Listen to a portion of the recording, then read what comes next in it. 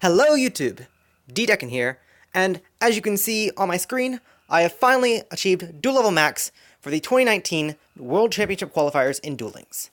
Now, let me start by saying two things before I continue on.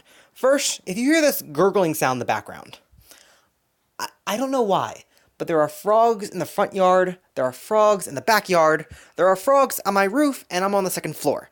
So you hear this gurgling sound, it's just really loud frogs. So I apologize for that. I can tell them to shut up, but they won't listen to me. Any case, the second thing I want to say is, this qualifier was a freaking slugfest. They changed the duel level from 20 to 25. I mean, I get that it's more rewards, but it's more levels and more duels to go through, and to have to it's a lot more annoying. Especially since we got Subterra and Six Sams and just a bunch of just decks that can really lock you down the first turn or stop you from really just doing anything. There's Bell flowing around too, so needless to say, it took me 3 hours today just to go from 24 to 25.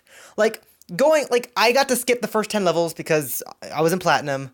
I got all the way to 15, perfectly fine, got to 17, perfectly fine, got to 19, and then got to 20, perfectly fine, got to 22, fine, got to 24, fine, but then I went back to 23, and then 22, and then I had to work, then I, play for 2 hours just to get back to 24, and again, I had to play for 3 hours earlier today just to get all the way to Duel Level Max.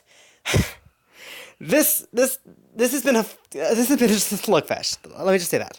And in all honesty, the deck I used is not a great deck. That's probably part of the reason. I'm a free-to-play person and I don't play competitive decks, but I managed to get Duel Level Maxed the entire way through with aliens. And so again, let me start by saying this. This is not a great deck. This is not a good deck.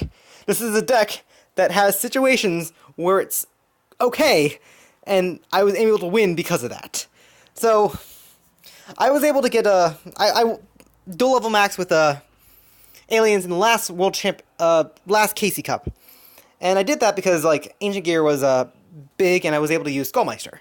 Since then, I've taken the Skullmeisters out because, well, there's been a lot more, again, Subterra and all that. And I've made a couple changes since then. And some of the changes I like, some of the changes I'm a bit iffy on, but the major problem I had with this deck overall is that there would be times where I would just draw too many monsters.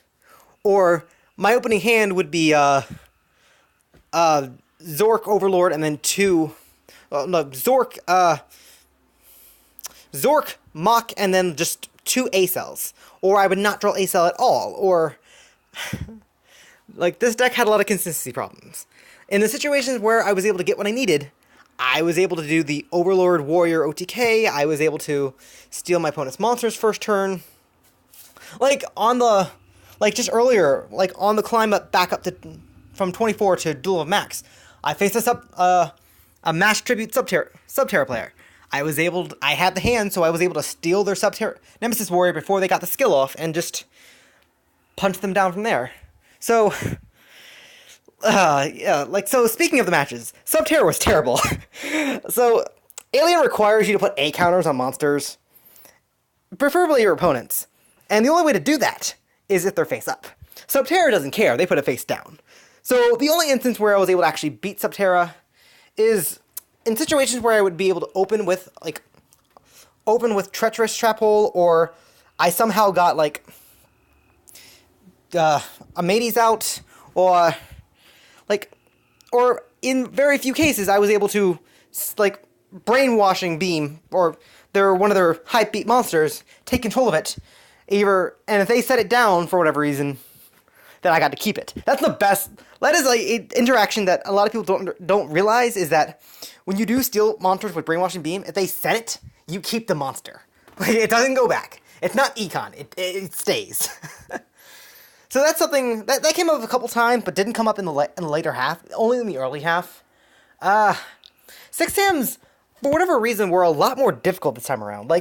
I mentioned before that they were very simple because I was able to spam a lot of more spell and trap. But I think it's because I have more monsters in my deck now that I wasn't able to get multiple spells and trap to be able to to disrupt Xian.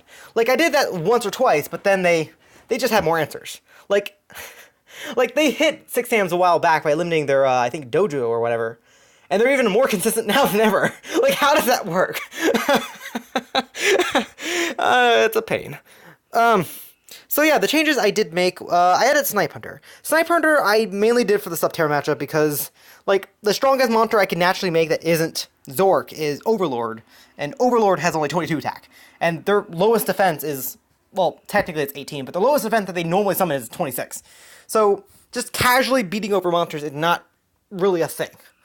In other words, like, but then there's also my favorite, Mock Synchron. Mock Synchron was very hit or miss, but his effect basically is when you use him for a Synchro Summon, one of the materials you use goes back into your hand during the end phase. So a lot of the time that's, Mock Synchron plus Warrior, or Telepath, or Kid, or even Snipe Hunter, go into Armades, and then end phase get those cards back. So, since I only play, like, one Telepath in the deck, that's really good if I want to, like, if my opponent is using back row and I blind summon him at the beginning of the game, just Synchro Summon him, get him back at the end phase. It doesn't really help, the, Anata interaction, because then you just banish it, but Anata is also MVP. Anata is always MVP.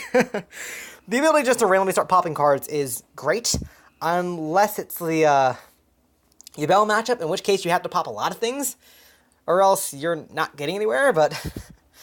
And just the fact that it can make itself strong if you have a lot of things in the graveyard. Like, against an Ancient Gear player, I was able to bump this thing up to 3k. Granted, I lost that game because I decided to attack into a set ninja, but...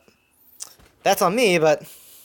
Yeah, like I said, there's a lot of monsters in the deck, so that is a major problem. I would love to cut, like, maybe a Warrior or something, but Warrior is really good, and... I don't want to cut A-Cell, because I always want to see A-Cell, but I never want to see too many A-Cells, if that makes any sense. Like, if I can top deck A-Cell in any game, it's a good time, but, in terms of extra deck, well, I finally got Bum on. Like, in the previous list, I think I was using, Stardust, and I never got Stardust. So I was using Bum on. And then, halfway through the event, or my version of the event, I performed enough Synchro Summons to unlock, the extra deck +1. So... Originally, I stuck something random in there, but after considering it, I threw in a Junk Destroyer. Now, there are a couple scenarios where I tried to make Junk Destroyer, but I never did. And there was a couple scenarios where if I had Junk Destroyer, it would help-ish. But overall, I never got to make him, but he, in theory, can be made. If I have a level 4 and Junk Synchron revives Spear Creepo. Or even better, if I... go Armades and then Junk Synchron into, with Armades into Junk Destroyer. But the idea behind Junk Destroyer is, if I were to, like, Brainwashing Beam a level 5 monster and I need to perform a Synchro Summon, then right there is, something I can do. But, the one card, right now, looking at the extra deck, the one card I'm looking at maybe getting rid of is Lightning Warrior. And Lightning Warrior came up once or twice, but that's really just for, like, flair. Like, I Mock Synchron with Overlord into Lightning Warrior just to get Overlord back during the end phase. For the sole purpose. But Lightning Warrior didn't really come up at all. He definitely would be a Scrap Archfiend whenever I get around to getting that start opening that pack, but... overall, again, this is not a great deck. I managed to do it. It was a slugfest, but... yeah. If anything, my last game was against a random Destiny Hero player. So, and I faced Quackimiro. There was some Quackimiro floating around. There was a couple random things, but a lot of it was freaking Subterra. There was some Ancient Gear. There was a lot of annoying things. But how has your World Championship qualifier been so far? Have you ever gotten to level max? And what's the weirdest deck you've seen? Like, I'm always happy to hear things in the comments. I never get a lot of them, so again, I'm always happy to hear it. But let me know, and have a great day.